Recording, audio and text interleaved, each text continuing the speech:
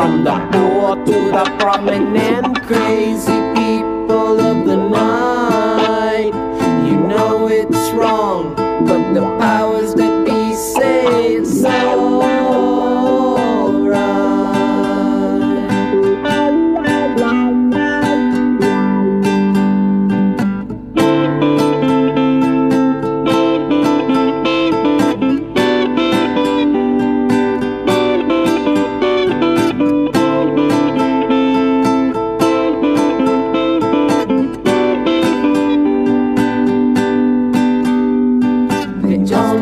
Want what they can touch, they only see what they've been sold, and so they switch on the party mode. It's the mode of life, the life that ends through life, life, life, life. Crazy people of the night, they're everywhere, in every continent. Crazy people of the night, it's the fad from the poor to the prominent. Crazy people of the night, you know it's wrong, but the powers that be say it's alright.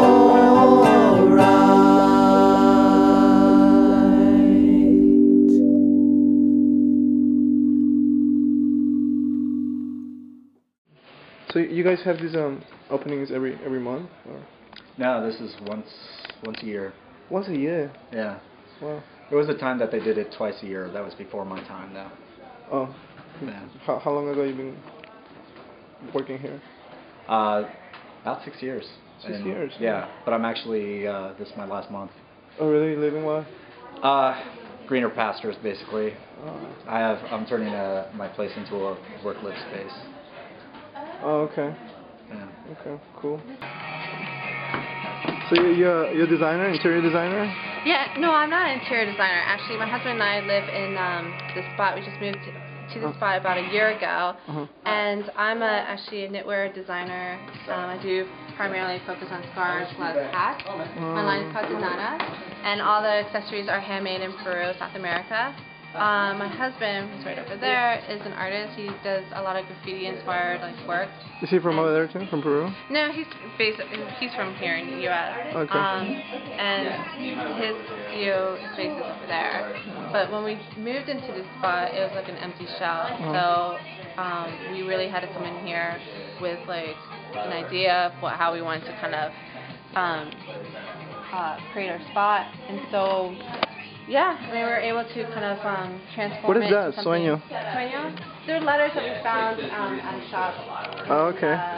I thought that would be the name of your company or something. No, Sueño. no. You speak Spanish too, right, I guess? I speak Spanish and then I understand it fluently. So I speak it kind of choppy, but I understand it fluently. Yeah. Nice, nice.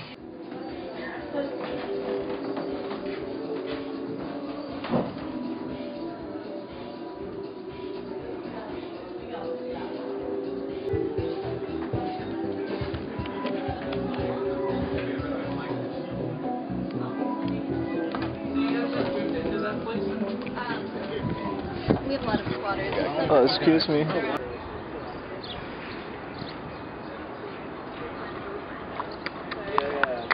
There's tilapia.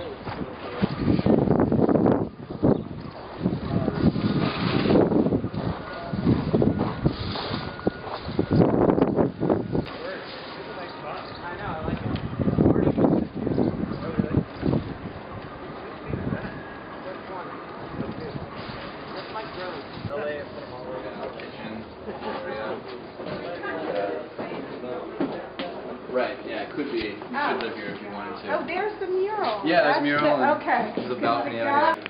Testing this glass and wood thing. You say you're a teacher, photographer, and all that? Yep. I teach at the Art Institute of Washington. I teach in the video department.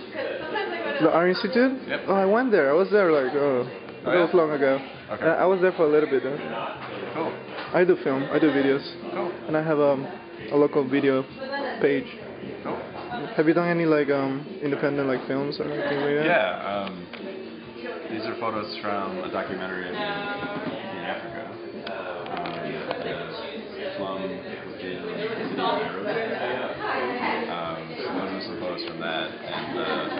I make they're called experimental animations.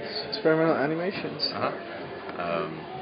So I'll videotape dancers or martial artists or something moving around, and then I'll abstract their motion in the computer or do other things, and edit it in a non-narrative way.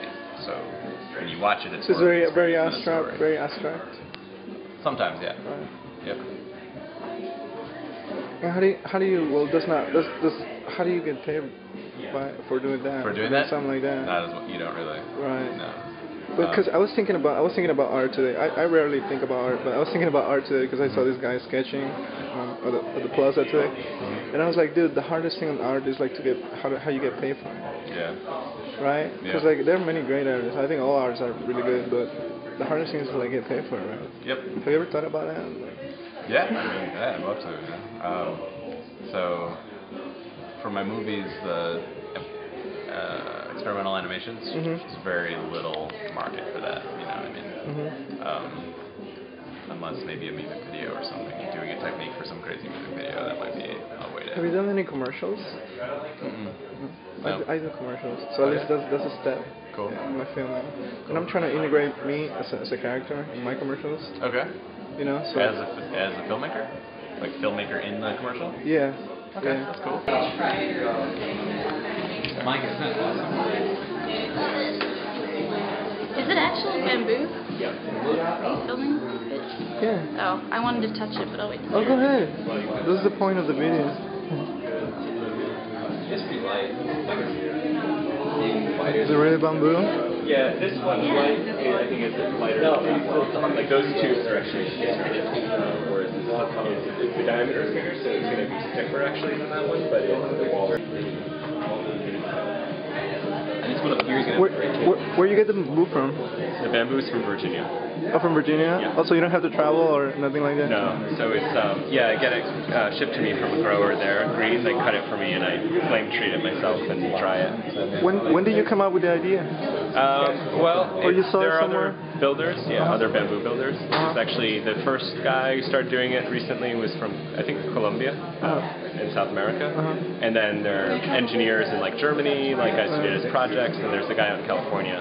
How much does one of these bikes run for? The frame is about $1,500, and then it depends on what kind of components you put on it. But like that bike there is probably around $2,600, $2,700. But they're all custom made. They're all completely unique and made to the client. Kind of like a suit. Yeah, exactly. Bespoke bikes.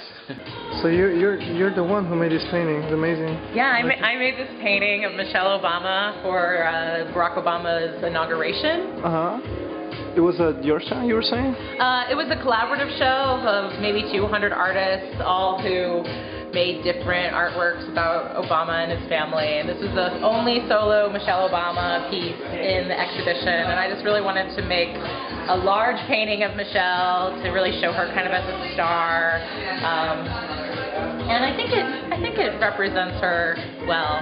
So I had a really good time painting it, doing the different glazes on her skin tone and that bright blue, that America blue behind it. So can you say here? It's more like here. Sure. Yep. And so she got to see the painting too. You know, I'm not sure if she ever saw the painting. I hope so. I think she did. Yeah, I hope so. Definitely. How long did it take you? I painted this in about a week, but it was sort of like every day waking up and working on it for a number of hours.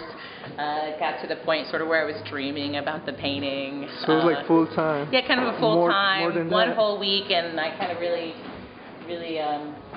knocked it out in that time. I had a deadline, so you kind of paint fast to get it up by the inauguration date. Now you could have done a full body paint, but why you choose this one, just the head? I just really wanted something big and iconic, and I thought like she was a very iconic figure, and to sort of paint her larger than life really represented how I was feeling about her at the time. You know, that she was sort of this larger than life figure who was coming into DC, and everybody was talking about her and how excited they were to sort of have her as a role model in Washington. It was really important to a lot of the women who are here in Washington to have Michelle Obama, someone who they felt like a lot of Washington DC people felt really represented them. So that's kind of where the thought came from. And I figured there wouldn't be a lot of portraits of Michelle Obama in the exhibition, and this was actually the only solo portrait of Michelle in the exhibition. There's a few with Barack and the family, but no other paintings besides this one that just really celebrated the First Lady and how much of a icon and important figure she was for the city of Washington. So.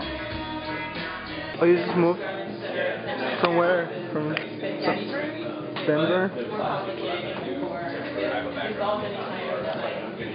Are you living here too, or you only work? Like in the studio, I mean. Oh, I just work here. I share this space with 4 other artists. My little workspace right here. Sweet. So these oil paintings? They're oil paintings. That looks really real, man. That looks really real. It looks like a photograph. Did you always paint it with oil, or? Yeah, I prefer oil. I used to paint with acrylics, but I taught myself oils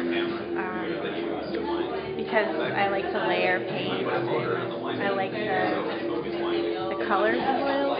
They have a richer color to them. This painting I just started. It's beginning. Oh, it's not finished? No. Like this is just the underpainting. Yeah. No, it's like very Afrikaans. Yeah. Yeah, it's all white. There's very few black people in this part of South Africa. What part is that? My name is Ryder Hask. What was the short called? It's actually a feature narrative, and it's called Valley of Saints. Feature narrative. Yeah. Is it like a documentary or? No, it's a fiction film, but it has a lot of documentary elements to it. Nice. And you filmed it where? It's filmed in northern India, in Kashmir, on Dal Lake. How long did it take you to do it? I was the associate producer, so I only worked in post-production on this film.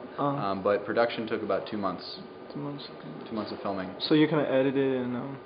Yes, it was edited in New York City, and now it's on the festival circuit. I saw like a Sundance logo there. Yeah. Is it participating in those? Yes, we were in Sundance in January. It was very exciting. We won the audience award. That was in LA, right, I think? It's in Utah. Utah? Yeah. Park City. Yeah. Put another one down, and you just keep printing them just like that. So you got smart. I don't want to operate. I mean, you make a mistake here, and you're doing things, presses and stuff like that. So don't do this. I see where this is going. And if you do, the Band-Aids are back there. I showed them. You can see there's a box of Band-Aids in the thing. So. Eventually somebody doesn't do what I say and stab themselves, and and they go back, and they all know where the Band-Aids are. They all point to the back, that sort of thing. So this isn't going to print very well because the ink's all dried up and everything, but I'll show you how it's done. This is, ink goes on here. This is a proof press, so I can proof it up and make sure I spelled everything correctly, and make sure that the composition is good. For the kids of today, how do you call this? How do you take letterpress. Letterpress. If any book, almost any book you read from a library that was printed like in the 40s or 50s, 30s, like this one. See, this book is printed letterpress, and this page, every single one of those letters was a single letter that was hand set and then hand printed, and then it was hand sewn. These books were all hand sewn. So letterpress is the way things were done. It was the 4th largest industry in the world in the last century, middle of last century. But this would just have been a proofing process. If this worked, I would have put it on this press over here, and then it would have printed like maybe 200 an hour on that press. Okay, that press is from 1890. Okay, so let's print one up here. All right, piece of paper. There we go. Again, this isn't going to print real well, but it'll show you kind of how it's done. Little padding. Okay. All right, I'll see you Monday, right, in school? Yeah. Okay. All right. And Timpin. I saw it first weekend. And then this goes over. It has some pretty ridiculous. And the pressure Yeah. transfers They're so the ink ridiculous that when they come on screen, you start laughing. to the paper. All right. Now, Still good despite all that. It's a great story. for the kids of the day, I mean, it's a reality TV show about kids that kill each other. this band, this is Black Uru from the 70s, and my generation is all about getting the bands back together then. So, redoing an old technique, letterpress, is akin to like getting the band back together. You know? What's the band? It's called Black Uru, and here's a much better one. Wow, cool. So where's great this? picture. This is a jazz band or? They were, I don't know, it was all kind of funky music. That played at the Vegas Lounge or Kingdom Hall. Places like that. They're 70s? Yes. 60s? Malcolm X. Yeah. And they were, you know, it was a local band. It was a great band. And what's the importance of keeping this type of printing alive? well, my students who make these handmade books at Georgetown, they're interested in doing handmade things. I show them how to do things on the computer, and then I show them how to hand set this type, and then I give them a choice, and just about every time they will choose to do the hand set type. Because doing things by hand is kind of going by way of the horse now, and so getting back to it, I think people, you know, computers are old hat. They used to be very strange and wonderful, but you know, everybody has one now. So doing things by hand, not many people hand set type anymore. So, and it just makes it more worthwhile. You got to work a lot, and it makes you appreciate it more. So that's why I think it's important.